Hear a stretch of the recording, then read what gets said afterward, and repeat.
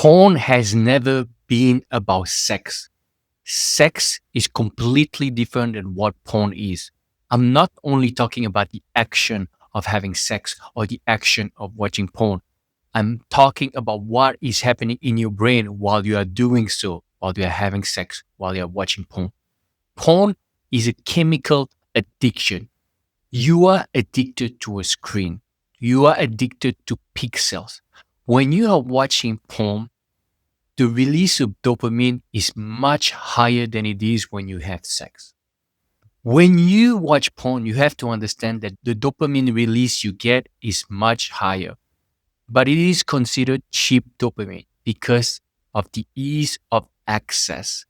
Because of the ease of access, the reward is cheap because you did not need to work for it. There's too much novelty when it comes to porn. So your brain get addicted more and more to the novelty and the variety and the intensity of porn. Whereas when you are having sex, it is something more than just a dopamine release. You have other molecules that are released in your brain, in your nervous system, norepinephrine, oxytocin, serotonin, and a few others that the names escape me at the moment. So it's completely different because while you are having sex, you have a dopamine release, but the dopamine release is rather moderate. At the beginning, when you have cues, when you desire a woman, when you see her naked, when she's flirting with you, this is your cue. And the release of dopamine is rather moderate. Even when you are having sex, the release of dopamine is still moderate. And people think that when you finish, when you ejaculate, you release a lot of dopamine. That's not really true. When you finish having sex, the dopamine drops. And why it's a good thing? Because the dopamine drops, but the other molecules I just mentioned actually are pair bonding, which means that after you have sex, after you ejaculate, there's a thing that brings you closer to the person you are having sex with. Obviously, there are a lot of people who have sex in the hookup culture without any connection, but the brain works this way. You connect with this person, you bond with this person, whatever your connection is to begin with. Porn is completely different. You have the cue part during masturbation and the ejaculation. The cue is maybe you see a naked woman on Instagram on the street. And that cue is very strong because it releases a high level of dopamine in your brain. And when it releases a high dopamine in your brain, the other part of your brain craves the substance. In this case, porn. So then you are triggered to watch porn and you do watch porn.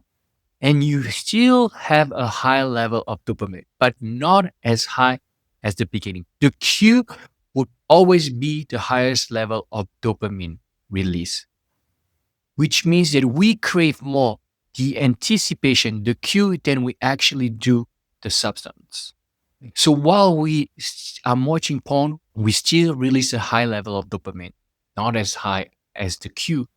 But when we finish, when we ejaculate, we release another high level of dopamine. Still not as high as the cue, but higher than when we were masturbating. And that dopamine release is high, but crashes after a few minutes. Because not only does it crash, but it crashes below baseline. So you have a baseline before you start, before you have the cue. And when you masturbate and when you ejaculate, the dopamine release will go high and will crash down below baseline. And the brain will release cortisol, those stress hormones that might make you feel anxious, irritable, and all those negative emotions you might have in the body after watching porn. And I'm talking about chronic porn users. Because if you watch porn and you're addicted to porn, your dopamine receptors, the D2 dopamine receptors, will be desensitized. You will not only feel irritable and anxious after watching porn, but the small day to day activities will not feel as good as you did before you were addicted to porn because you have completely fried up those dopamine receptors. So that is why sex and porn are completely different. Sex is a pair bonding activity, which is good when you approach it in a healthy way. We can go and talk about hookup culture and how you can also get addicted to sex, but we are talking about a different subject for another day. We are purely talking about a healthy sexual life. And yes, we could argue that there could be a healthy porn usage rate. And I agree, an active user and a chronic user don't have the same effect. But you have to understand that all that I just say about the chemical release for chronic users will also happen for active user. Active user is someone who does not watch porn regularly.